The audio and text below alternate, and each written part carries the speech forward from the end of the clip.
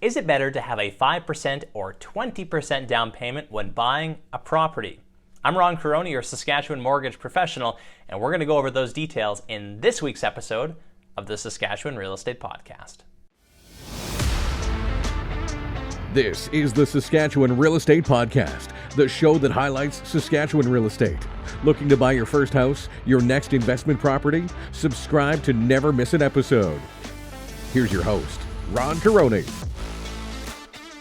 Hello and welcome back to the Saskatchewan Real Estate Podcast. I'm your host, Ron Caroni. Here on the podcast, we love to share information about Saskatchewan real estate and touch on different aspects of the real estate industry here every single week. If that sounds like your cup of tea, do me a favor, hit the like and subscribe button. All right, let's get into it. When Canadians decide to jump into homeownership, they do have a few different options when it comes to the down payment. Most home buyers, when making a purchase, are going to come up with a down payment between 5 and 20%.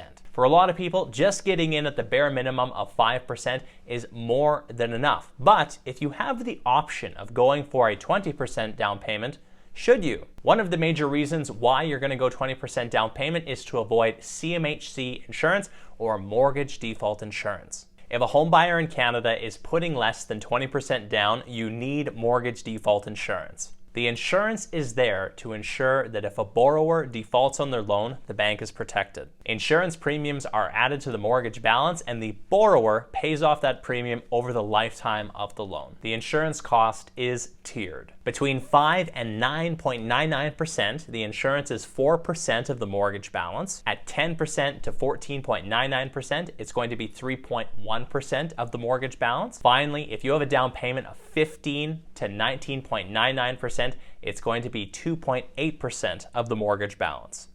An example of this, if a borrower is buying a $400,000 property using a 5% down payment, this is going to give them a 20% down payment. Take this away from $400,000, we're left with a mortgage balance of $380,000. Add back 4% for the mortgage default insurance, and the borrower is going to have a mortgage balance of $395,200. Although this may seem high, it does allow borrowers to enter the housing market without the need to wait a long period of time saving up a 20% down payment. And there are benefits to entering the housing market sooner. Canadian real estate has steadily appreciated over time. If a borrower waits, they could get priced out of the market. It's also important to note that once you own your home, every single mortgage payment you make is paying down your principal. And here's a fun fact for you. If you're putting between a 5% and 19.9% down payment, you're going to have a better interest rate. The reason the banks do this is because their risk of you defaulting on this mortgage has been kind of alleviated by having the mortgage default insured. Now, let's touch on 20% down payments. While putting down a lower amount of money on your home might be appealing,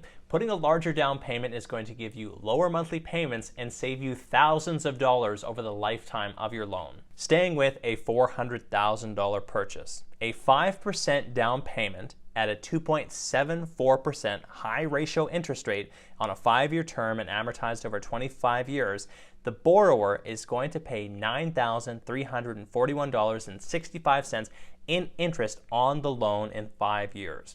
With a 20% down payment, however, at a 2.89% conventional insurable rate, 5-year term and amortized over 25 years, the borrower will pay $7,996.53 in interest on the loan in 5 years, a difference of $1,345. And remember also that with a 20% down payment, we automatically skip the $15,200 in mortgage default insurance. Putting a higher down payment also shelters a borrower from future interest rate hikes. With a lower mortgage balance, your risk position is much better if interest rates do rise in the future. More equity or money in your home also gives a borrower more flexibility down the road for things like a refinance or a home equity line of credit. Both of these things require there to be lots of equity in your property. My last thought on this, ultimately, there is no right answer. Every borrower has specific goals and needs. These could include having enough money set aside in case of emergency, the opportunity cost of having the money outside of the mortgage with a higher chance of making a better rate of interest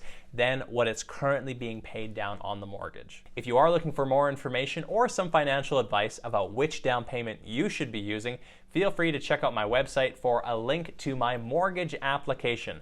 I'd be happy to walk you through any financing questions. Let me know in the comments below what you think. Is it better to have a 5% down payment or a 20% down payment?